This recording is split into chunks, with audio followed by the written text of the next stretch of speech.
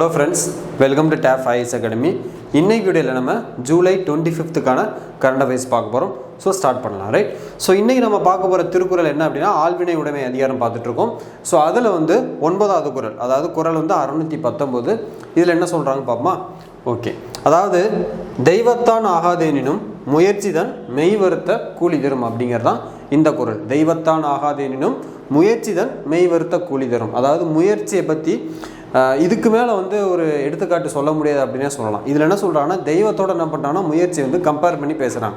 அதாவது கடவுளாலேயே முடியலை அப்படிங்கிற பட்சத்தில் நாம் முயற்சி பண்ணோம்னா கண்டிப்பாக வந்து நாம் எடுத்த காரியத்தில் என்ன பண்ணலாம்னா வெற்றி அடையலாம் அப்படின்னு சொல்கிறாங்க. நம்மளால் ஒன்றுமே முடியல, கடைசி கடவுளே அப்படின்னு நம்ம கூப்பிடும்போது கடவுளால் கூட முடியாத பட்சத்தில் நாம் மறுபடியும் மீண்டு ட்ரை பண்ணோம், முயற்சி பண்ணோம் அப்படின்னா கண்டிப்பாக நம்ம எந்த அளவு முயற்சி பண்ணுறோமோ அந்தளவு நம்மளுக்கு வெற்றி அப்படிங்கிறது கண்டிப்பாக கிடைக்கும் அப்படின்னு சொல்கிறாங்க, ரைட்டா? அப்போது முயற்சியை வந்து இதுக்கு மேலே வந்து என்ன பண்ண முடியும், சொல்லி புரிய வைக்க முடியாது. எவ்வளோ ஒரு கடினமான சூழ்நிலை இருந்தாலும், நம்மளுக்கு என்னதான் ஒரு எதிர்மறை செயல்கள் நடந்தாலும் இன்னும் ஒரு முறை நம்ம ட்ரை பண்ணி பார்ப்போமே, just try one more time அப்படின்னு சொல்லுவாங்களே. ஸோ இன்னொரு ட்ரை பண்ணி பார்ப்போம் அப்படின்ற முயற்சியை நம்ம மேற்கொண்டோம் அப்படின்னா கண்டிப்பாக நம்ம எடுத்த காரியத்தில் என்ன பண்ணலாம், சக்ஸஸ் பண்ணலாம் அப்படிங்கிறதான் இந்த குறளுக்கான ரூல். அதாவது எனக்கு இந்த ஆள்வினை உடைமை அப்படிங்கிற அதிகாரத்தில் 10 குறளில் எனக்கு பர்சனலாக பிடிச்ச ஒரு குறள் என்ன அப்படின்னா அது இந்த குறள் தான். எப்போல்லாம் வந்து நமக்கு ஒரு நெகட்டிவான ஒரு தாட் வருதோ, இல்லை நெகட்டிவான ஒரு சுச்சுவேஷன் நம்மளை சுற்றி கிரியேட் ஆகுது அப்படிங்கும்போது இந்த குறளை நம்ம நினச்சி பார்த்துக்கலாம், ரைட்? தெய்வத்தான் ஆகாதீனும் முயற்சி தன் மெய்வருத்த கூலி தரும் அப்படிங்கிறதான் இந்த குறளுக்கான பொருள், சரியா? ஓகே. ஸோ இன்றைக்கி நாம் வந்து டைரெக்டாக வந்து என்ன பண்ணலாம், ஸோ நேற்று வந்து பார்த்தீங்கன்னா பட்ஜெட் மட்டும்தான் பார்த்தோம். ஸோ அதில் வந்து ஒரு 5 to 6 கொஸ்டின் பார்த்துட்டு இன்றைக்கான கரண்ட் அஃபேர்ஸ் போகிறோம், சரியா? ஓகே. ஸோ இன்றைக்கான ஃபஸ்ட்டு கொஸ்டின் என்ன அப்படின்னா, which article deals with annual financial statement. Annual financial ஸ்டேட்மெண்ட்னா என்ன அப்படின்னா பட்ஜெட் தான் என்ன பண்ணுவாங்க, ஆனுவல் ஃபினான்சியல் ஸ்டேட்மெண்ட்னு சொல்லுவாங்க, of the union government of India. So எந்த ஆர்டிக்கல் அப்படின்னு கேட்டிருக்காங்க. ஸோ ஆர்டிகல் 112, ஆர்டிகல் 112 தான் பார்த்தீங்கன்னா இந்த ஆனுவல் ஃபினான்சியல் ஸ்டேட்மெண்ட் அப்படின்னு சொல்லுவாங்க. கான்ஸ்டிடியூஷனில் எங்கேயுமே பட்ஜெட் அப்படிங்கிற வேர்டு என்ன பண்ணியிருக்க மாட்டாங்கன்னா யூஸ் பண்ணியிருக்க மாட்டாங்க. நம்மளுடைய கன்வீனியன்ட்டுக்காக தான் நம்ம என்ன பண்ணோம்னா பட்ஜெட் அப்படிங்கிற வேர்டை யூஸ் பண்ணிட்டோம். கான்ஸ்டிடியூஷனில் யூஸ் பண்ண வேர்டு வந்து பார்த்தீங்கன்னா ஆனுவல் ஃபினான்சியல் ஸ்டேட்மெண்ட், சரியா? ஓகே. ஸோ செகண்ட் கொஸ்டின் பார்க்கலாம். இந்த union budget 2024-25 which sector has the more allocation. அதாவது வந்து இந்த நேற்று நம்ம பார்லிமெண்ட்டில் கொண்டு வந்த பட்ஜெட்டில் எந்த செக்டாருக்கு அதிகமாக நிதி ஒதுக்கீடு பண்ணியிருக்காங்க, அதிகமாக வந்து அலோகேட் பண்ணியிருக்காங்க அப்படின்னா டிஃபென்ஸ் செக்டார் வந்து அலோகேட் பண்ணியிருக்காங்க. மொத்த பட்ஜெட்டில் பார்த்தீங்கன்னா 12% வந்து பார்த்தீங்கன்னா இந்த டிஃபென்ஸ் செக்டாருக்கு மட்டுமே வந்து அலோகேட் பண்ணியிருக்காங்க. ஸோ ஓகே, அவங்க ஆப்ஷனில் கொடுத்துருக்குது ரயில்வேஸ், ஹெல்த்து, ஆயுஷ், டிஃபென்ஸ் கொடுத்துருக்காங்க. ஸோ எந்த செக்டாருக்கு அதிகமாக அலோகேட் பண்ணியிருக்காங்கன்னா defence sector 12% of the total பட்ஜெட்டில் வந்து இந்த டிஃபென்ஸ் செக்டாருக்கு மட்டுமே கொடுத்துருக்காங்க, சரியா? ஓகே. நெக்ஸ்ட் கொஸ்டின் பார்ப்போம்.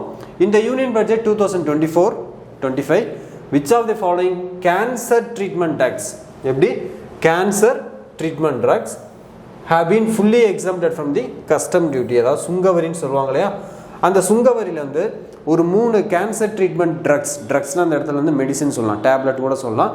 அந்த 3 மெடிசனுக்கு என்ன பண்ணாங்கன்னா அந்த கஸ்டம் டியூட்டியே கிடையாது அப்படின்னு சொல்லியும், ஸோ தட் அந்த மெடிசினோட ப்ரைஸ் என்ன ஆகும்னா குறையும். ஸோ இது வந்து மக்களுக்கு வந்து ரொம்பவே ஒரு ஹெல்ப்ஃபுல்லாக இருக்கும். ஸோ அது அந்த மெடிசின்ஸ் ட்ரக்ஸோட பேர் என்னன்னு கேட்குறாங்க.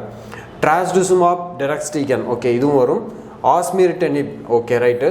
துர்வாலுமாப், ஓகே ரைட். ஸோ எல்லாமே தான் வரும், சரியா? ஸோ ஆல் தி அபவ் அப்படிங்கிறது தான் இதுக்கான ஆன்சர். ஸோ இந்த 3 மெடிசின் நேம் வந்து ரொம்ப இம்பார்ட்டன்ட், ஸோ நோட் பண்ணிப்போம். அடுத்து இந்த Vishnupad temple and Mahabodhi temple. Vishnupad temple and Mahabodhi temple வந்து எங்கே வந்து லொக்கேட் ஆகிருக்குன்னு கேட்குறாங்க. ஸோ இந்த பட்ஜெட்டில் பார்த்தீங்கன்னா இந்த 2 டெம்பிளையும் வந்து பார்த்தீங்கன்னா என்ன பண்ணாங்க, அது உலகத்தரம் வாய்ந்த சுற்றுலாத்தலமாக வந்து கிரியேட் பண்ணப்படும், வேர்ல்டு கிளாஸ் டூரிஸ்ட் டெஸ்டினேஷனாக வந்து இதை நம்ம கொண்டு வரும் அப்படின்னு சொல்லியிருக்காங்க. இது எந்த ஸ்டேட்டில் இருக்குது அப்படின்னா பீகார் ஸ்டேட்டில் வந்து இருக்குது, சரியா? ஸோ ஆப்ஷன் வந்து D, Bihar. So next question, what will be the fiscal deficit as per the union budget 2024-25. So fiscal deficit எவ்வளோ இருக்கும் அப்படின்னு சொல்லியிருக்காங்கன்னா 4.9% இருக்குன்னு சொல்லியிருக்காங்க. பட் ஆனால் இப்படி இருக்கக்கூடாது. ஆக்சுவலாக பார்த்தீங்கன்னா 4.5 தான் இருக்கணும், பட் ஆனால் 4.9% இருக்கும் அப்படின்னு சொல்லியிருக்காங்க, சரியா? Okay. So next choose the wrongly match பேர். ஸோ ராங்காக மேட்ச் பண்ண பேர் எதுன்னு கேட்குறாங்க. கரீப், அதாவது இந்த பட்ஜெட்டு நம்ம union finance minister Nirmala Sitharaman என்ன சொல்லியிருப்பாங்கன்னா, இந்த என்டையர் பட்ஜெட்டுமே இப்போ வந்து ஒரு 4 பேரை மையப்படுத்தி இந்த பட்ஜெட் வந்து தயாரிச்சிருக்கோம். ஒன்று வந்து ஏழைகள், இன்னொன்று வந்து பெண்கள், இன்னொன்று வந்து இளைஞர்கள், இன்னொன்று வந்து விவசாயிகள். இந்த 4 பேரை பேஸ் பண்ணி தான் இந்த பட்ஜெட்டே கொண்டு வந்திருக்கோம்னு சொல்கிறாங்க. ஸோ அதுக்கு வந்து பார்த்திங்கன்னா ஒரு சைடு வந்து அந்த ஹிந்தி நேம், இன்னொரு சைடு அதுக்கான இங்கிலீஷ் நேம் கொடுத்துருக்காங்க. எது வந்து ராங்காக மேட்ச் ஆகிருக்கு அப்படின்னு கேட்குறாங்க. ரைட்டா? ஸோ ராங்லி மேட்ச் பேர் எது அப்படின்னு பார்த்தோம்னா கரீப் அப்படின்னா புவர் தான். ஓகே, ரைட் தான். மகிழியான் அப்படின்னாலும் விமன், கரெக்ட் தான். யுவா யூத், கரெக்ட் தான். அன்னதாத்தானா ரிச் கிடையாது. அன்னதாத்தானா என்ன அப்படின்னா, அன்னதாத்தா மீன்ஸ் என்னன்னா ஃபார்மர்னு அர்த்தம், விவசாயி. ஸோ அன்னதாத்தனா என்னது? ஃபார்மர் அப்படிங்கிறது சொல்லுவாங்க, விவசாயி, ஃபார்மர். சரியா? ஸோ இதுதான் வந்து பார்த்தீங்கன்னா ராங்லி மேட்ச்டு பேர். ஓகேயா? ஸோ இன்றைக்கான கண்டென்ட்டுக்குள்ளே போயிடலாம். ஸோ இன்றைக்கி நம்ம பார்க்க போகிறது எக்ஸ்கவேஷன். ஸோ தமிழ்நாட்டில் வந்து பல்வேறு இடங்கள் வந்து இந்த அகழ்வாராய்ச்சி தொடர்ந்து நடைபெற்றுருக்கு. ஸோ இதுக்கு முன்னாடி சில இடங்கள்லாம் பார்த்தோம். ரைட்டாக? பொற்பனை கோட்டை பார்த்தோம், கீழடி பார்த்தோம். சரியா? இந்த மாதிரி சில இடங்களில் வந்து சில பொருட்கள்லாம் வந்து வெம்பக்கோட்டை அகழ்வாராய்ச்சி எக்ஸ்கவேஷன்லாம் வந்து என்னென்ன அந்த குந்தலை அப்படிங்கிற அந்த ஒரு டால் அதெல்லாம் பார்த்தோம், ஹேர் ஸ்டைலோடு இருந்ததை பார்த்தோம். ஸோ ரீசெண்டாக பார்த்தீங்கன்னா ஒரு 2 இடத்துல எக்ஸ்கவேஷன் பண்ணியிருக்காங்க. அதில் சில பொருட்கள் வந்து கிடச்சிருக்கு. அது என்னென்னு பார்ப்போம். சரியா? ஸோ அதில் ஃபஸ்ட்டு நம்ம பார்க்க போகிறது பொற்பனை கோட்டை. பொற்பனை கோட்டை எந்த டிஸ்ட்ரிக்டில் இருக்குது அப்படின்னா புதுக்கோட்டை டிஸ்ட்ரிக்டில் இருக்குது. சரியா? ஸோ இந்த பொற்பனை கோட்டையில் செகண்ட் ஃபேஸ் ஆஃப் எக்ஸ்கவேஷன் இப்போ போயிட்டுருக்கு. ஸோ இங்கே என்ன கண்டுபிடிச்சிருக்காங்கன்னா அப்படின்னா ரொம்ப இம்பார்ட்டன்ட், 5 காப்பர் நெயில்ஸ். சரியா? 5 copper nails and 3 centimetre antimony rod, அதான் அஞ்சன கோல் அப்படின்னு சொல்லுவாங்க. இந்த காப்பர் நெயில்னானது ஆணி. யூஸ்வலாக வந்து ஒரு ஆணி வந்து எதில் செய்யப்பட்டிருக்கும் அப்படின்னா இரும்பில் தான் செஞ்சுருப்பாங்க, அயனில் செஞ்சுருப்பாங்க. பட் ஆனால் இங்கே என்ன கிடச்சிருக்குன்னா காப்பரில் செய்யப்பட்ட ஒரு 5 ஆணிகள் வந்து நம்மளுக்கு கிடச்சிருக்கு. ஸோ இதுதான் வந்து இந்த பிக்சரில் நீங்கள் பார்க்குறீங்க இல்லையா? ஸோ இதெல்லாமே வந்து மேடப் ஆஃப் காப்பரில் செஞ்ச 5 நெயில்ஸு. அது மட்டும் இல்லாமல் ஸோ இந்த பிக்சரில் இருக்கு பார்த்தீங்கன்னா இது பேர் வந்து ஆன்டிமனின்னு சொல்லுவாங்க. அதாவது இது வந்து அஞ்சனக்கோல் அப்படின்னு சொல்லுவாங்க. இது பேர் என்னென்னா அஞ்சனக்கோல். இது எதுக்கு யூஸ் பண்ணுவாங்கன்னா அந்த பெண்கள், விமன்கள் பார்த்தீங்கன்னா அவங்களோட அந்த புருவத்துக்கு வந்து மையிடுறதுக்கும், அப்புறம் வந்து இந்த கண்ணில் வந்து கண் இமைகளுக்கு வந்து இந்த மையிடுறதுக்கும் பயன்படுத்தப்பட்ட ஒரு பொருள் தான் என்ன பார்த்தீங்கன்னா இந்த அஞ்சனக்கோல். ஸோ இதுவுமே எங்கே கிடச்சிருக்குன்னா இந்த பொற்பனை கோட்டை எக்ஸ்கவேஷன் நம்மளுக்கு கிடச்சி. சரியா? So 5 copper nails and 3 centimetre antimony ராடுன்னு சொல்லக்கூடிய அந்த அஞ்சனக்கோல், இது ரெண்டும் வந்து எந்த எக்ஸ்கவேஷன் நம்மளுக்கு கிடைத்தது அப்படின்னா எங்கே பொற்பனை கோட்டை அகழ்வாராய்ச்சியில் பொற்பனை கோட்டை எக்ஸ்கவேஷனில் தான் நம்மளுக்கு இது கிடைச்சது. சரியா? அது மட்டும் இல்லாமல் 52 ஆர்னமெண்டல் பீட்ஸ் ஃபவுண்ட் இதே பொற்பனை கோட்டை எக்ஸ்கவேஷனில் இன்னொன்றும் கிடச்சிருக்கு. இந்த பிக்சரை பார்க்குறீங்களா? அதாவது இந்த மணிகள்னு சொல்லுவாங்க இல்லையா? அதாவது இந்த கழுத்தில் போடுறதுக்கு இந்த மாதிரி சின்ன சின்ன அழகுற மணிகள்னு சொல்லுவாங்க, அதான் ஆர்னமெண்டல் பீட்ஸ் அப்படின்னு சொல்லுவாங்க. ஸோ அதை பார்த்தீங்கன்னா ஒன்றா வச்சு பார்த்தீங்கன்னா வந்து ஒரு செயின் மாதிரி ஒரு நம்மளுக்கு தெரியும். ஸோ அதுவுமே பார்த்தீங்கன்னா இங்கே தான் கிடச்சிருக்காங்க. 52 ஆர்னமெண்டல் பீட்ஸ் இன்க்ளூடிங் கண்ணாடி மணின்னு சொல்லக்கூடிய இந்த கிளாஸ் பீட்ஸ், கிறிஸ்டல் பீட்ஸ், பளிங்கு மணிகள் சொல்லுவாங்க. அடுத்து சோப் ஸ்டோன் பீட்ஸ், அடுத்து அமெத்திஸ்ட் அண்ட் அக்கேட் அப்படிங்கிற சம் இம்பார்ட்டண்ட் ஆர்னமெண்டல் பீட்ஸுமே பார்த்தீங்கன்னா இங்கே கிடச்சிருக்கு. ரைட்டா? இந்த அக்கேட் அப்படிங்கிறது ரொம்ப முக்கியம். ஸோ அக்கேட் அப்படிங்கிறதும் பார்த்தீங்கன்னா அக்கேட் என்னன்னு கேட்பாங்க. இது வந்து ஒன் ஆஃப் தி மணிகள் ஆர்னமெண்டல் பீட்ஸ் தான் பார்த்தீங்கன்னா இந்த அக்கேட். சரியா? Ornamental beads. சரியா? ஸோ இதுதான் பார்த்தீங்கன்னா அந்த 52 கேட்டகரிஸ் ஆஃப் ஆர்னமெண்டல் பீட்ஸ் பார்த்தீங்கன்னா அப்படியே ஒரு செயின் மாதிரியான ஒரு ஸ்ட்ரக்சர் வந்து நம்மளுக்கு தெரியும். ரைட்? ஸோ இந்த ரெண்டுமே, இந்த ஆர்னமெண்டல் பீட்ஸும் சரி, அந்த 5 காப்பர் நெயில்ஸும் சரி, அந்த ஆன்டிமனி ராட் அஞ்சனக்கோல் பார்த்தோம் இல்லையா, இந்த மூணுமே எங்கே நம்மளுக்கு கிடச்சிருக்குன்னா பொற்பனை கோட்டை எக்ஸ்கவேஷனில் நம்மளுக்கு கிடச்சிருக்கு அப்படிங்கிற தகவலை தான் நாம் இங்கே பார்த்தோம். சரியா? ஸோ அடுத்து நம்ம பார்க்க போகிற எக்ஸ்கவேஷன் எங்கன்னா சென்னனூர் எக்ஸ்கவேஷன். எங்கே அப்படின்னா சென்னனூர் எக்ஸ்கவேஷன் கிருஷ்ணகிரி டிஸ்ட்ரிக்டில் இருக்குது. இங்கே நம்மளுக்கு என்ன கிடச்சது அப்படின்னா ஒரு பானையில் அது எழுதப்பட்ட அந்த தமிழ் எழுத்தால் எழுதப்பட்ட சில வார்த்தைகள் வந்து நம்மளுக்கு கிடச்சிருக்கு. ஸோ அந்த வார்த்தைகள் என்ன அப்படின்னா இந்தை பாக, நான் உங்களுக்கு தமிழ்லேயே கொடுத்துட்டேன். ஏன்னா நம்ம இங்கிலீஷில் கொடுக்குறப்பெல்ல தமிழில் கொடுத்தா கொஞ்சம் பெட்டராக இருக்கும் அப்படின்ட்டு தமிழ்லேயே கொடுத்துருக்கோம். இந்தை பாக, அந்த, ஊகூர், சாத்தன், இந்த மாதிரியான எழுத்துக்கள், தமிழ் எழுத்துக்கள் இருந்த ஒரு பாட் ஷேட், ஒரு பானையோட ஓடு தான் நம்மளுக்கு என்னென்னா இந்த சென்னனூர் எக்ஸ்கவேஷன் வந்து நம்மளுக்கு கிடச்சிருக்கு. ரைட்டாக? இது பொதுவாக பார்த்தீங்கன்னா இந்த ஊகூர் அப்படின்னா ஒரு ஊரோட பேர் தான் பார்த்தீங்கன்னா இந்த ஊகூர்னு சொல்லுவாங்க. ஸோ இதெல்லாம் நம்மளுக்கு கிடச்சிருக்கு. அது போக வந்து பார்த்திங்கன்னா சில கல்வெட்டுகளில் பார்த்திங்கன்னா வேலூர், மதுரை, இவக்குன்றம், நெல்வெளிலை, இளஞ்சி, கருவூர், முசிறி, வேளாரை, தேனூர், அகலூர், கோக்கூர், இந்த மாதிரியான ஊர் பெயர்கள் வந்து இருந்ததை நாம் பார்க்குறோம், ரைட். ஸோ இதுதான் பார்த்தீங்கன்னா அந்த பானையோட ஒரு ஓடு, பாட் ஷெட்டு. ஸோ இதில் பார்த்தீங்கன்னா அது சம்திங் ஏதோ வந்து கோடு மாதிரி கிறுக்கியிருக்காங்க. இதுக்கு பேர் தான் தமிழ் எழுத்துக்கள்னு சொல்லுவாங்க. பட் இது வந்து நம்மளுக்கு புரியாது. அந்த ஆர்கியாலஜிஸ்ட் அவங்களுக்கு மட்டும் தான் பார்த்தீங்கன்னா இதுக்கான என்ன மீனிங் அப்படிங்கிறது அவங்களுக்கு மட்டும் தெரியும். ஸோ காமனாக நம்மளுக்கு பார்க்குறவங்களுக்கு ஜஸ்ட் ஏதோ கோடு மாதிரி போட்டிருக்காங்க அப்படிங்கிறது தான் தெரியுமே தவிர அது வந்து ஒரு லாங்குவேஜ், அதில் என்ன சொல்ல வராங்க அப்படிங்கிறது அந்த ரிலேட்டடாக படித்தவங்களுக்கு மட்டும் தான் தெரியும். ஆர்கியாலஜிஸ்ட் மட்டும் தான் தெரியும். ஸோ இந்த இதில் தான் பார்த்தீங்கன்னா அந்த மேலே தமிழில் பார்த்தா இந்த அந்த ஊகூர் இதெல்லாம் பார்த்தோம் இல்லையா, சாத்தன், தைபாக, அந்த இதெல்லாம் பார்த்தீங்கன்னா அந்த பாட் ஷர்ட்டில் தான் நம்மளுக்கு கிடச்சிருக்கு, சரியா. ஸோ எங்கே நம்மளுக்கு கிடச்சது அப்படின்னா கிருஷ்ணகிரி டிஸ்ட்ரிக்டில் இருக்கக்கூடிய சென்னனூர் எக்ஸ்கவேஷனில் தான் நம்மளுக்கு கிடச்சிருக்கு, ரைட். ஸோ முதல்ல பார்த்தது பொற்பனைக்கோட்டை எக்ஸ்கவேஷன், இப்போ பார்த்தது சென்னனூர் எக்ஸ்கவேஷன், சரியா. Okay, right. ஸோ அடுத்த நியூஸு இன்டராக்ஷன் 2024 எங்கே அப்படின்னா இன்டராக்ஷன் 2024. ஃபர்ஸ்ட் ஆஃப் ஆல் இந்த இன்டராக்ஷன் அப்படின்னா என்ன அப்படின்னா இது ஒரு ஜாயிண்ட் மிலிட்ரி எக்ஸசைஸ், அதாவது கூட்டு இராணுவ பயிற்சி அப்படின்னு சொல்லுவாங்க, joint military exercise. So SEO submit ரீசெண்டாக வந்து நடக்குது, நம்ம பார்த்தோமா. எங்கே நடக்குது? அஸ்தானாவில், கசகஸ்தான் அப்படிங்கிற, அதாவது கசகஸ்தானில் அஸ்தானா அப்படிங்கிற பிளேஸில் தான் இந்த எஸ்சிஓ சமிட் வந்து நடந்தது. 24th சமிட் நடக்குது அப்படின்னு பார்த்தோம், ரைட். ஸோ அந்த சமிட்டில் அந்த மெம்பர் கண்ட்ரிஸ்லாம் சேர்ந்து ஃபஸ்ட் டைமாக பார்த்தீங்கன்னா எல்லாருமே சேர்ந்து என்ன பண்ணியிருக்காங்கன்னா ஒரு ஜாயிண்ட் மிலிட்ரி எக்ஸசைஸ் என்ன பண்ணியிருக்காங்கன்னா ப்ராக்டிஸ் பண்ணி பார்த்துருக்காங்க. அதுக்கு பேர் தான் பார்த்தீங்கன்னா இந்த இன்டராக்ஷன் இந்த இயரில் நடந்ததுனால 2024 அப்படிங்கிறது பார்க்குறோம், ரைட். ஸோ எஸ்சிஓ மெம்பர்ஸில் மொத்தம் எத்தனை பேர் இருக்காங்கன்னா 10 மெம்பர் இருக்காங்க. எத்தனை மெம்பர் இருக்காங்க? 10 மெம்பர் இருக்காங்க. லாஸ்ட்டாக ஜாயின் பண்ணது எந்த கண்ட்ரி அப்படின்னா பெலாரஸ் அப்படிங்கிற கண்ட்ரி ஜாயின் பண்ணது. நம்ம இந்தியா வந்து 2007 ஜாயின் பண்ணாங்க. அண்ட் நம்ம ஜாயின் பண்ணதை பார்த்துட்டு பின்னாடியே யார் வந்துட்டா? பாகிஸ்தானும் இதில் வந்து ஜாயின் பண்ணிட்டாங்க.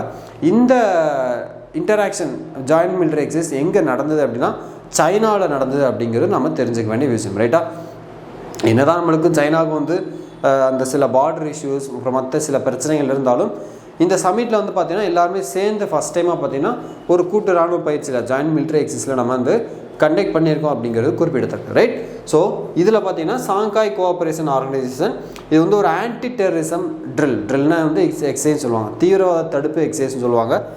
இன் China Xinjiang Uyghur autonomous region. And முக்கியமாக விஷயம் பார்த்திங்கன்னா இதில் இந்த ஒரு நாய் ரோபோட் சொல்லக்கூடிய அது வந்து நம்மளை வந்து அட்டாக் பண்ணிச்சுன்னா அதுலேருந்து நம்ம எப்படி தப்பிக்கிறது, அதுக்கு நம்ம எப்படி தயாராக இருந்துக்கிறது அப்படிங்கிற மாதிரியான சில எக்ஸசைஸ் பண்ணியிருக்காங்க. ஸோ இந்த பிக்சரில் கூட பார்த்தா தெரியும் உங்களுக்கு. ஸோ இது பார்த்திங்கன்னா ஒரு டாக் மாதிரியான இருக்கக்கூடிய ஒரு ரோபோட்டு. ஸோ இதில் வந்து பார்த்திங்கன்னா நம்மளுக்கு சில வெப்பன்ஸ்லாம் வந்து நம்மளன்னா எனிமீஸ், ஃபார் எக்ஸாம்பிள் டெரரிஸ்ட்டே வச்சுக்கிட்டா கூட நம்மளை அட்டாக் பண்ண வராங்க அப்படிங்கும்போது ஸோ அதுக்கிட்ட வந்து நம்மளை எப்படி நம்மளை சேஃப்டி பண்ணிக்கிறது, தென் எப்படி வந்து அதை வந்து அட்டாக் பண்ணுறது அப்படிங்கிற மாதிரியான அந்த ஒரு எக்ஸசைஸ்லாம் பார்த்திங்கன்னா இதெல்லாம் வந்து பேஸ் பண்ணி பார்த்துருங்க, ரைட். ஸோ இது பார்த்திங்கன்னா அந்த ரோபோட் வந்து அட்டாக் பண்ண வருது. ஸோ இங்கே வந்து பார்த்திங்கன்னா எக்ஸசைஸ்லாம் நடக்குது. ஸோ எப்படி வந்து அதை சேஃப்கார்ட் பண்ணுறாங்க, எப்படி வந்து எஸ்கேப் ஆகிறாங்க அப்படிங்கிற மாதிரியான ஒரு எக்ஸசைஸ் தான் இது, ரைட்டா. ஸோ பார்த்திங்கன்னா அந்த ரோபோட்டோட இன்ஃப்ளூயன்ஸ் வந்து இங்கே வரைக்கும் வந்துருச்சு. ஸோ ஒரு நாய் வடிவத்தில் ஒரு ரோபோ ரெடி பண்ணி ஸோ அதை வந்து பார்த்திங்கன்னா ஒரு அட்டாக் பண்ணுற லெவலுக்கு வந்து இன்றைக்கி வரைக்கும் கொண்டு வந்துட்டாங்க, ரைட். சரி, ஓகே, இருக்கட்டும். ஸோ எஸ்சிஓ சமிட் வந்து பார்த்திங்கன்னா ஸோ இது எங்கே நடந்தது அப்படின்னா சைனாவில் ஜின்ஜியாங் ப்ராவின்ஸில் உய்கூர் அப்படிங்கிற ஒரு ரீஜனில் வந்து நடந்தது. சைனாவில் ஜின்ஜியாங் ப்ராவின்ஸில் உய்கூர் அப்படிங்கிற ரீஜன் நடந்தது. 24th எஸ்சிஓ சமிட் அஸ்தானாவில் நடந்தது அப்படி பார்த்தோம். ஸோ இந்த எஸ்சிஓ பார்த்திங்கன்னா 2001 June 15, 2001 தான் இதை கிரியேட் பண்ணாங்க. தென் அதுக்கப்புறம் பார்த்திங்கன்னா இதில் மொத்தமாக 10 கண்ட்ரிஸ் பார்த்தோம் இல்லையா. ஸோ அது என்ன நம்மளுக்கு தெரியும், இந்தியா ஆல்ரெடி நம்ம பார்த்தது தான். ஸோ ஜஸ்ட் ஒரு ரிவிஷன் தான். India, China, Iran, Kazakhstan, Kyrgyzstan, Pakistan, Russia, Tajikistan, Uzbekistan and Belarus. இந்த பெலாரஸ் தான் வந்து லாஸ்ட்டாக 10th ஜாயின் பண்ண ஒரு கண்ட்ரி. ஸோ 10th மெம்பர் வந்து எது அப்படின்னா பெலாரஸ், சரியா. ஸோ இப்போ இதில் நம்ம தெரிஞ்சுக்க வேண்டியது இன்டராக்ஷன் அப்படின்னா என்னன்னு கேட்டிங்கன்னா சாங்காய் கோஆப்ரேஷன் ஆர்கனைசேஷனோட ஒரு ஜாயிண்ட் மிலிட்ரி எக்ஸசைஸ் தான் பார்த்தீங்கன்னா இந்த இன்டராக்ஷன். எங்கே நடந்ததுன்னா சைனாவில் ஜின்ஜியாங் ப்ராவின்ஸில் யுவாங் அப்படிங்கிற பிளேஸ் நடந்தது. இந்த வருஷம் எஸ்சிஓ சமிட் வந்து 24th சமிட்டு எங்கே நடந்ததுன்னா அஸ்தானா, கசகஸ்தானில் நடந்தது, ரைட். 2001 இதை எஸ்டாப்ளிஷ் பண்ணாங்க.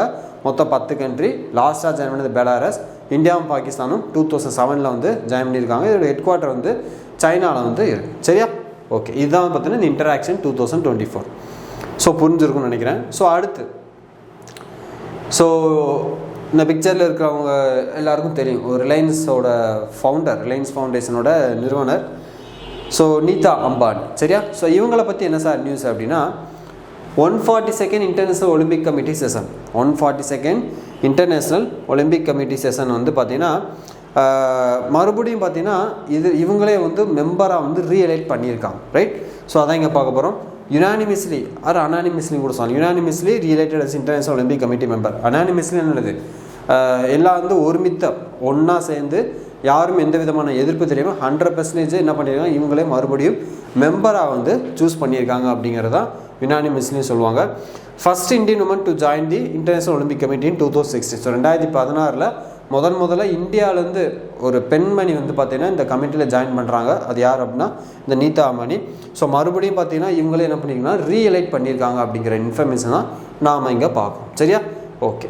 ஸோ இதில் வந்து பார்த்திங்கன்னா இப்போ நம்மளுக்கு வந்து ஒலிம்பிக் வந்து நடக்க போகுது. சரியா? ஸோ நாளைக்கு 26th ஜூலை தான் பார்த்திங்கன்னா ஒலிம்பிக் ஸ்டார்ட் ஆக போகுது.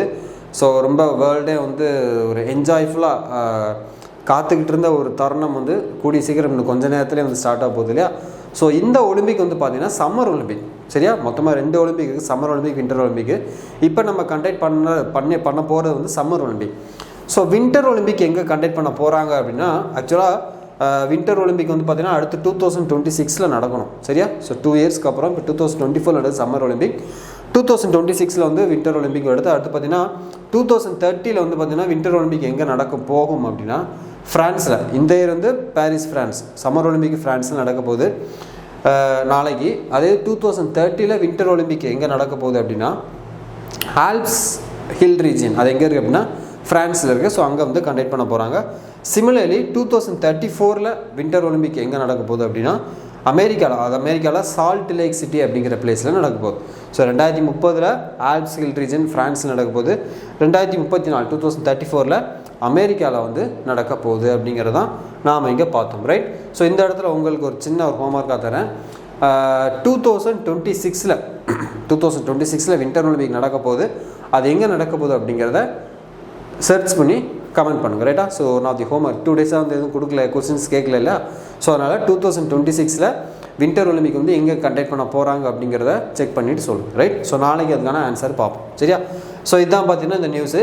ஸோ இந்த இன்டர்நேஷ்னல் ஒலிம்பிக் கமிட்டி எத்தனாவது அப்படின்னா 142nd இன்டர்நேஷ்னல் ஒலிம்பிக் கமிட்டியில் மறுபடியும் இந்த நீதா அம்பானி அவங்களே வந்து பார்த்தீங்கன்னா மெம்பராக வந்து ரீஎலெக்ட் பண்ணியிருக்காங்க. 2016 இந்தியாவிலேருந்து முதல்ல ஒரு விமன் வந்து இந்த ஐஓசியில் வந்து ஜாயின் பண்ணியிருக்காங்க. ஸோ மெம்பராக வந்து இருந்திருக்காங்க. இப்போ மறுபடியும் பார்த்திங்கன்னா அவங்களே வந்து மெம்பராக சூஸ் பண்ணியிருக்காங்க. சரியா? Okay, right. So next Asmita. Next என்னென்னா ஆஸ்மிதா. ஸோ இந்த ஆஸ்மிதாவை பொறுத்த வரைக்கும் என்னென்னா சிம்பிளாக நம்ம தெரிஞ்சுக்க வேண்டியது, இதோட அப்ரிவேஷன் அப்புறம் பார்க்கலாம். அதாவது நம்ம இந்தியாவில் வந்து கான்ஸ்டிடியூஷன் ரெக்கக்னைஸ்டு பண்ண லாங்குவேஜ் என்ன அப்படின்னா 22 லாங்குவேஜ். ரைட்? ஸோ ஒரு லாங்குவேஜுக்கு 1000 புக்ஸ் அப்படிங்கிற விதத்தில் 22 லாங்குவேஜுக்கு 22,000 புக்ஸ் வந்து நம்ம உருவாக்கணும். ஃபார் எக்ஸாம்பிள் தமிழ் மொழி எடுத்துட்டோம்னா தமிழில் வந்து ஒரு 1000 புக்கு. சரியா? அதுமாரி ஹிந்தியில் வந்து ஒரு 1000 புக்கு. இதுமாரி 22 லாங்குவேஜுக்கும் பார்த்தா ஒவ்வொரு இதுக்கும் 1000 புக்கு 1000 புக்ஸ் அப்படின்ட்டு 22,000 நம்ம ஒரு லாங்குவேஜ் புக்காக வந்து உருவாக்கணும். அது வந்து மெயினாக வந்து நம்ம ஸ்கூல் பேஸ்டு அந்த கரிக்குலம் புக்ஸ் இருக்குது பார்த்தீங்களா, அது பேஸ்டாக வந்து நம்ம வந்து அந்த டிரான்ஸ்லேஷன்லாம் கொண்டு வரணும். ஸோ தட் என்ன பண்ணுவாங்கன்னா மற்ற ஸ்டூடெண்ட்ஸும் படிச்சுப்பாங்க, அவங்களும் அவங்களோட என்ன பண்ணிப்பாங்க மதர் டங்லேயே படிக்கிறதுக்கான ஒரு வாய்ப்பு வந்து கிடைக்கும். ஃபார் எக்ஸாம்பிள் குஜராத்தில் இருக்கக்கூடிய ஒரு ஸ்கூல் சிலபஸ் புக்கை வந்து நம்ம வந்து தமிழில் டிரான்ஸ்லேட் பண்ணி வச்சோன்னு வச்சுக்கோங்களேன். ஸோ தட் என்ன தமிழ்நாட்டில் இருக்கக்கூடிய ஸ்டூடெண்ட்ஸ் வந்து அங்கே இருக்கக்கூடிய இந்த நாலேஜ் வந்து கெயின் பண்ணிப்பாங்களா. ஸோ அந்த புக்கில் என்ன இருக்குன்னு நம்ம தெரிஞ்சுக்கலாமா. ஸோ அதுக்கான ஒரு இனிஷியேட்டிவ் தான் பார்த்தீங்கன்னா இந்த அஸ்மிதா அப்படிங்கிறது. இதோட மெயின் நோக்கமே பார்த்தீங்கன்னா தாய்மொழி மூலமாக வந்து மதர் டங் மூலமாக வந்து அவங்க வந்து அந்த நாலேஜ் வந்து கெயின் பண்ணிக்கிறது தான் பார்த்தீங்கன்னா முக்கியமான ஒரு நோக்கமாக இருக்குது. ரைட்? சரி, இந்த அஸ்மிதாவை பொறுத்த வரைக்கும் இதோட ஃபஸ்ட்டு அப்ரிவேஷன் என்ன பார்த்துருவோம். Augmenting study materials in Indian languages through translation and academic writing அப்படிங்கிறது தான் இந்த அஸ்மிதா அப்படிங்கிறது. Initiate to develop 22,000 books in Indian languages in the next 5 years. அடுத்த 5 வருஷத்துக்குள்ளே என்ன பண்ணிடணும்னா இதை வந்து நம்ம கொண்டு வரணும்னு சொல்லியிருக்காங்க. It's a collaborative effort. இது யார் சார் பண்ணுறாங்க அப்படின்னா 2 பேர் சேர்ந்து பண்ணுறாங்க. 2 பேர் சேர்ந்து பண்ணுறாங்க. பிக்சர்லேயே பார்த்துருப்பீங்க, யூனிவர்சிட்டி கிராண்ட்ஸ் கமிஷன் பார்த்தீங்களா, யூனிவர்சிட்டி கிராண்ட்ஸ் கமிஷன். ஸோ இவங்களும் இன்னொருத்தர் யார் அப்படின்னா பாரதிய பாஷா சமிதி. இன்னொருத்தங்க யார், பிபிஎஸ் சொல்லக்கூடிய Bharatiya Bhasha Samiti, high powered committee under the minister of education. Minister of education இருக்கக்கூடிய ஒரு கமிட்டி தான் பார்த்தீங்கன்னா இந்த பிபிஎஸ் சொல்லக்கூடிய பாரதிய பாஷா சமிதியும் யூனிவர்சிட்டி கிராண்ட்ஸ் கமிஷன், இவங்க 2 பேர் சேர்ந்து தான் இந்த அஸ்மிதா அப்படிங்கிற இனிஷியேட்டிவ் வந்து லான்ச் பண்ணியிருக்காங்க.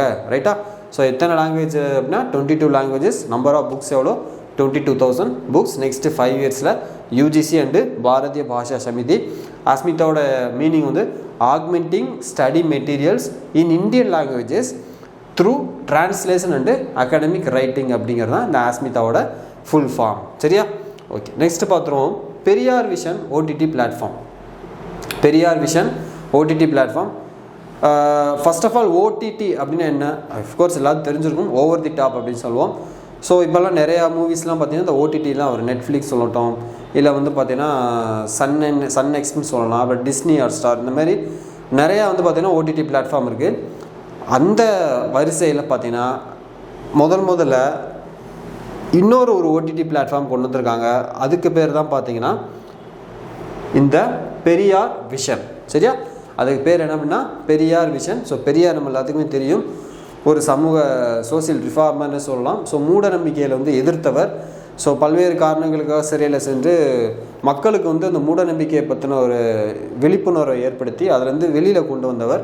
ஸோ பெண்களோட உரிமைக்காக நிறைய போராடியிருக்கார். அப்படிங்கிற பல்வேறு இன்ஃபர்மேஷன் நம்ம படிச்சிருக்கோம். ரைட்?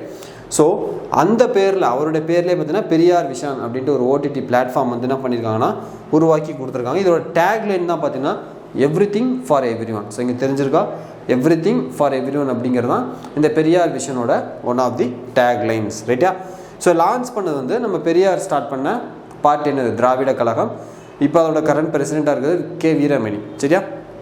ஸோ அந்த திராவிடர் கழகம் டிகே தான் பார்த்தீங்கன்னா இந்த ஓடிடி பிளாட்ஃபார்ம் கிரியேட் பண்ணியிருக்காங்க. இதை இனாகுரேட் பண்ணி வச்சது யாருன்னா நம்ம டிஎம்கே எம்பி கனிமொழி, அவங்க தான் பார்த்தீங்கன்னா இனாகுரேட் பண்ணி வச்சுருக்காங்க. டேக்லைன் பார்த்தோம், எவ்ரிதிங் ஃபார் எவ்ரி ஒன் அப்படிங்கிற tagline. World's first OTT platform for social justice, சமூக நீதிக்கான உலகத்திலே முதல்ல ஒரு ஓடிடி பிளாட்ஃபார்ம் கொண்டு வந்திருக்காங்கன்னா என்ன அப்படின்னா இந்த பெரியார் விஷன். இந்த ஓடிடி பிளாட்ஃபார்ம் என்ன பண்ணுவாங்கன்னா இந்த மூடநம்பிக்கையில் பற்றின ஒரு அறியாமையை வந்து மக்களுக்கு என்ன பண்ணுவாங்கன்னா எடுத்து சொல்லுவாங்க. அதுலேருந்து வெளியில் வர்றதுக்கான எல்லா விழிப்புணர்வு சம்மந்தப்பட்ட ஒரு டாக்குமெண்ட்ரி ஃபிலிமாக இருக்கலாம், இல்லை ஒரு சின்ன ஒரு மூவியாக கூட இருக்கலாம். அப்புறம் பெரிய பெரிய தலைவர்கள்கிட்ட வந்து இன்டர்வியூ பண்ணுவாங்க இல்லையா? ஸோ ஃபேமஸான லீடர்ஸ், இந்த சோசியல் ஜஸ்டிஸ்க்காக பாடுபட்ட ஃபேமஸான லீடர்ஸ் இருப்பாங்க, அவங்களோட ஒரு இன்டர்வியூ பண்ணி ஸோ இந்த மாதிரி கருத்துக்கள் மூலமாக வந்து சமூகத்துக்கு ஒரு நல்லது பண்ணுறதுக்காக என்ன பண்ணியிருக்காங்கன்னா இந்த ஒரு ஓடிடி பிளாட்ஃபார்ம் வந்து லான்ச் பண்ணியிருக்காங்க. சரியா? இதே மாதிரி பார்த்தீங்கன்னா நம்ம கேரளா கவர்மெண்ட்டே பார்த்தீங்கன்னா ஒரு ஓடிடி பிளாட்ஃபார்ம் கொண்டு வந்தது. அது பேர் என்னென்னா சி ஸ்பேஸ் அப்படின்னு சொல்லுவாங்க. அதுதான் இங்கே கொடுத்துருக்கு. ஸோ ஆக்சுவலாக முன்னாடியே லான்ச் பண்ணிட்டாங்க. பட் இந்த நியூஸ் பார்க்குறதுனால நம்ம இதையும் சேர்த்து கொடுக்க வேண்டியதாக இருக்குது. ரைட்? ஸோ சி ஸ்பேஸ் அப்படிங்கிறதுனா கேரளா கவர்மெண்ட் ஸ்டார்ட் பண்ண one of the OTT platforms. இந்தியாவிலே ஃபஸ்ட்டு ஒரு ஸ்டேட் கவர்மெண்ட்டே என்ன பண்ணியிருக்காங்கன்னா ஓடிடி பிளாட்ஃபார்ம் கொண்டு வந்தது யார் அப்படின்னா இந்த கேரளா தான். அதுக்கு பேர் என்னென்னா சி ஸ்பேஸ். சரியா? ஸோ இதுதான் பார்த்தீங்கன்னா இந்த ஓடிடி பிளாட்ஃபார்ம் பற்றி பார்த்தோம். ஸோ பெரியார் விஷன் லான்ச் பண்ணது பார்த்தீங்கன்னா திராவிடர் கழகம் டிகே, இனாகுரேட் பண்ணது டிஎம்கே எம்பி கனிமொழி. டேக்லைன் வந்து everything for every one, world's first OTT platform for social justice அப்படி பார்த்தோம். கேரளாவில் வந்து சி ஸ்பேஸ் அப்படிங்கிற ஒரு ஓடிடி பிளாட்ஃபார்ம் கேரளா கவர்மெண்ட் என்ன பண்ணியிருக்காங்க ஸ்டார்ட் பண்ணியிருக்காங்க அப்படிங்கிற தகவலை தான் நாம் இங்கே பார்த்தோம். சரியா? ஓகே, இதான் வந்து பெரியார் விஷன். ஸோ அடுத்து இவர் யார் அப்படின்னா ஒரு ஃபேமஸான ஒரு hockey player, hockey goal keeper சொல்லலாம், பிஆர் ஸ்ரீஜேஷ். ஸோ கேரளாவை சேர்ந்தவர். நாளைக்கு நடக்க போகிற அந்த பாரிஸ் ஒலிம்பிக்கோட நான் வந்து ரிட்டையர்மெண்ட் ஆகிறேன் அப்படின்ட்டு ரிட்டையர்மெண்ட் வந்து அனௌன்ஸ் பண்ணியிருக்காரு பிஆர் ஸ்ரீஜேஷ். இதுதான் வந்து என்னுடைய கடைசி விளையாட்டாக இருக்கும், அதுக்கப்புறம் நான் ரிட்டையர்மெண்ட் ஆக போகிறேன் அப்படின்ட்டு என்ன பண்ணியிருக்காரு, ரிட்டையர்மெண்ட் அனௌன்ஸ் பண்ணியிருக்காரு இந்த பிஆர் ஸ்ரீஜேஷ். ஸோ ஹாக்கி ஃபேமஸான hockey goalkeeper, India's hockey player goalkeeper PR Sreejesh announce retirement after Paris Olympic. So இவரோட சாதனைகள்லாம் என்ன அப்படின்னா 18 இயர்ஸாக இந்த ஃபீல்டில் இருக்கார். இந்த 18 வருஷத்தில் 328 விளையாட்டுகள் விளையாடிருக்கார். 328 கேம்ஸ் வந்து பார்ட்டிசிபேட் பண்ணியிருக்காரு. அண்ட் 2020 சம்மர் ஒலிம்பிக்கில் 2020 சம்மர் ஒலிம்பிக்கில் மென்ஸ் கேட்டகரியில் வந்து ஹாக்கி டோர்னமெண்ட்டில் வந்து பார்த்திங்கன்னா பிரான்ஸ் மெடல், அதாவது இவர் இருந்த டீமில் பார்த்திங்கன்னா பிரான்ஸ் மெடல் வந்து வின் பண்ணியிருக்காங்க. ரைட்டா? சம்மர் ஒலிம்பிக்கில். அதேமாதிரி 2021 பார்த்திங்கன்னா கேல் ரத்னா விருது வாங்கியிருக்காரு. 2021 கேல் ரத்னா அவார்டு வந்து வாங்கியிருக்காரு. ஸோ இந்த FIH player of the year அப்படிங்கிற அவார்டும் இவர் கொடுத்துருக்காங்க 2020-21 அந்த ரீஜனில் ஃபார் பெஸ்ட் மேல் கோல் கீப்பர். சரியா? ஒரு சிறந்த கோல் கீப்பர் அப்படிங்கிற அவார்டு FIH கொடுத்துருக்காங்க. அதாவது ஃபெடரேஷன் இன்டர்நேஷனல் ஹாக்கின்னு சொல்லுவாங்க, ரைட்டா? இல்லை இன்டர்நேஷனல் ஃபெடரேஷன் ஆஃப் ஹாக்கி அப்படின்னு கூட சொல்லிக்கலாம். ஸோ 2020-21 இவருக்கு அந்த அவார்டு கொடுத்துருக்காங்க. 2022 world athlete of the year 2021 அப்படிங்கிற அவார்டும் இந்த PR ஸ்ரீஜேஸ்க்கு வந்து கொடுத்துருக்காங்க. சரியா? இப்போ PR ஸ்ரீஜேஸ் அப்படிங்கிறவங்க வந்து எந்த ஸ்போர்ட்டோட விளையாட்டோட தொடர்புடையவர், ரிலேட் ஆனவர் அப்படின்னு கேட்டால் ஹாக்கி அப்படிங்க தெரியும். அதுலேயும் பார்த்தீங்கன்னா பர்டிகுலராக கோல் கீப்பர் அப்படிங்கிறது ரொம்பவே இம்பார்ட்டன்ட். சரியா? இந்த பாரிஸ் ஒலிம்பிக்கோட ரிட்டையர்மெண்ட் வந்து அனௌன்ஸ் பண்ணிக்காரு. 2021 கேல் ரத்னா அவார்டு வாங்கியிருக்காரு. World athlete of the year அப்படின்ட்டு 2022 21 என்ன பண்ணியிருக்காரு, இந்த அவார்டு வந்து வாங்கியிருக்காரு. சரியா? ஓகே, அதான் 2020 ஒலிம்பிக்கில் இவரோட டீம் வந்து பார்த்தீங்கன்னா பிரான்ஸ் மெடல் வந்து வின் பண்ணியிருக்கு. சரியா? Okay, right. ஸோ இன்றைக்கான ப்ரீவியஸ் கொஸ்டின் பார்த்துருமா? ஓகே, ஸோ இன்றைக்கான கொஸ்டின் என்ன அப்படின்னா, so definition of money bill is mentioned in which of the following articles of the constitution of India அப்படின்னு கேட்குறாங்க. ஸோ கான்ஸ்டியூஷனில் இந்த மணி பில்லை வந்து எந்த ஆர்டிக்கல் வந்து சொல்லியிருக்காங்க, அதாவது கீழ் சொல்லப்பட்ட இந்திய அரசியலமைப்பில் பண மசோதா என்ற சொல் எந்த விதியில் வந்து வரையறுக்கப்பட்டிருக்குன்னு சொல்லுவோம். ஸோ மணி பில்னாலே எனக்கு தெரியும், ஆர்டிகல் 110, ஆர்டிகல் 110 தான் பார்த்தீங்கன்னா மணி பில் சொல்லுவாங்க. ஸோ ஆன்சர் வந்து ஆப்ஷன் டி தான் இதுக்கான ஆன்சர். சரியா? ஸோ இதில் வந்து வேறு என்ன ஆர்டிக்கல் அப்படின்னா 112, ஆர்டிக்கல் 112 இப்போ தான் பார்த்தோம் இல்லையா? ஸோ நேற்றும் பார்த்தோம், இன்றைக்கும் பார்த்தோம். இது எது சொல்லுதும் அப்படின்னா ஆனுவல் ஃபினான்சியல் ஸ்டேட்மெண்ட். சரியா? ஆனுவல் ஃபினான்சியல் ஸ்டேட்மெண்ட் சொல்லலாம். இல்லை அப்படின்னா என்ன சொல்லலாம், பட்ஜெட் அப்படின்னு கூட சொல்லலாம். அப்போ பட்ஜெட்டுங்கிறத வேர்டு வந்து நம்மளுக்கு கான்ஸ்டியூஷன் சொல்லலை. பட் இன்கேஸ் கொஸ்டினில் பட்ஜெட் அப்படின்னு கேட்டாலுமே என்ன ஆன்சர் தான், ஆர்டிகல் வந்து 112 தான். இல்லை ஆனுவல் ஃபினான்சியல் ஸ்டேட்மெண்ட் சொன்னாலும் ஆர்டிகல் 112 தான். சரியா? ஸோ இதுதான் பார்த்தீங்கன்னா வந்து நம்மளுக்கு அந்த மணி பில் அப்படிங்கிறதுக்கான ஒரு முக்கியமான விதி. ரொம்ப இம்பார்ட்டண்டான கொஸ்டின். எல்லா எக்ஸாம்லையும் இந்த மணி பில் அப்படிங்கிறதுக்கான ஆர்டிகல் வந்து கேட்பாங்க. அண்ட் ஒரு பில் வந்து மணி பில்லா இல்லையா அப்படிங்கிற டிசைட் பண்ணுறது யார் அப்படின்னா ஸ்பீக்கர் தான் டிசைட் பண்ணணும். சரியா? Okay, right. Okay, right. So இன்றைக்கான கரண்ட் அஃபேர்ஸ் வந்து அவ்வளோதான். ஸோ கண்டிப்பாக வந்து இன்றைக்கான வீடியோ வந்து உங்களுக்கு ஹெல்ப்ஃபுல்லாக இருக்கும்னு நினைக்கிறேன். ஸோ ப்ராப்பராக வந்து நோட்ஸ் எடுத்துக்கோங்க. ஸோ நேற்று நம்ம பட்ஜெட் பார்த்தோம். ஸோ பட்ஜெட்டில் கொடுத்துருக்க எல்லா இன்ஃபர்மேஷனும் வந்து ஒரு எக்ஸாம் பாயிண்ட் ஆஃப் வியூவில் தான் வந்து நேற்று உங்களுக்கு வந்து இந்த இன்ஃபர்மேஷன்லாம் கொடுத்துருக்கு. சரியா? ஸோ ப்ராப்பராக வந்து ரெகுலராக நோட்ஸ் எடுங்க, ரெகுலராக வந்து வீடியோ பாருங்கள். ஸோ எக்ஸாம் இருந்தாலும் சரி இல்லைனாலும் சரி, நீங்கள் கரண்ட் அஃபேர்ஸ் வந்து நீங்கள் அப்டேட்டாக இருந்தால் மட்டும்தான் உங்களுக்கு வந்து ஸ்டாட்டிக் போர்ஷனுக்கே வந்து ஹெல்ப்ஃபுல்லாக இருக்கும். சரியா? ஸோ எக்ஸாம் வருது அப்படின்ட்டு கரண்ட் அஃபேர்ஸ் விட்டுட்டோம் அப்படின்னா, ஸோ இப்போ இந்த விட்டதை வந்து நம்ம என்ன பண்ண முடியாது, அடுத்து வந்து கவர் பண்ண முடியாது. அதுக்காக நம்ம பழசெல்லாம் வந்து மறுபடியும் வாட்ச் பண்ணிட்டு முடியாது. ஒரு ½ hour பார்த்துட்டு டக்குன்னு நோட்ஸ் சொல்லிட்டோம்னா 1 hourல என்ன பண்ணிடும், அன்னைக்கான கரண்ட் அஃபேர்ஸ் முடிஞ்சது. அதுக்கப்புறம் நம்ம என்ன பண்ணிடலாம், மற்ற சப்ஜெக்ட் வந்து படிக்க போயிடலாம். ஸோ கரண்ட் அஃபேர்ஸ் வந்து எப்போயுமே அப்டேட்டாக இருக்கும். சரியா? டெய்லி அப்டேட்டாக இருந்தால் தான் பார்த்தீங்கன்னா நம்மளுக்கு கரண்ட் அஃபேர்ஸ் கேட்டாலும் ஆன்சர் பண்ண முடியும், ஒரு ஸ்டாட்டிக்லேருந்து கேட்டாலும் ஏன் இந்த கொஸ்டின் கேட்டிருக்காங்க அப்படிங்கிறதும் நம்மளுக்கு புரிஞ்சுக்க முடியும். சரியா? ஸோ இன்றைக்கான கரண்ட் அஃபேர்ஸ் அவ்வளோதான். ஸோ கண்டிப்பாக ஹெல்ப்ஃபுல்லாக நினைக்கிறேன். பிடிச்சிருந்தா வீடியோ கண்டிப்பாக லைக் பண்ணிவிட்டு உங்கள் ஃப்ரெண்ட்ஸ் அண்ட் ஃபேமிலியோட ஷேர் பண்ணுங்கள். நம்ம சேனலை சப்ஸ்கிரைப் பண்ணிவிட்டு நாளைக்கு நம்ம நெக்ஸ்ட் டே கரண்ட் அஃபேர்ஸில் பார்க்கலாம். அண்ட் ஒரு கொஸ்டின் கேட்டிருந்தேன், 2026 வந்து வின்டர் ஒலிம்பிக் எங்கே கண்டக்ட் பண்ண போகிறாங்க அப்படிங்கிறத கமெண்ட் பண்ணுங்கள். அதுக்கான ஆன்சர் நாளைக்கு பார்க்குறோம். So please be stay tune. Thank you. Bye.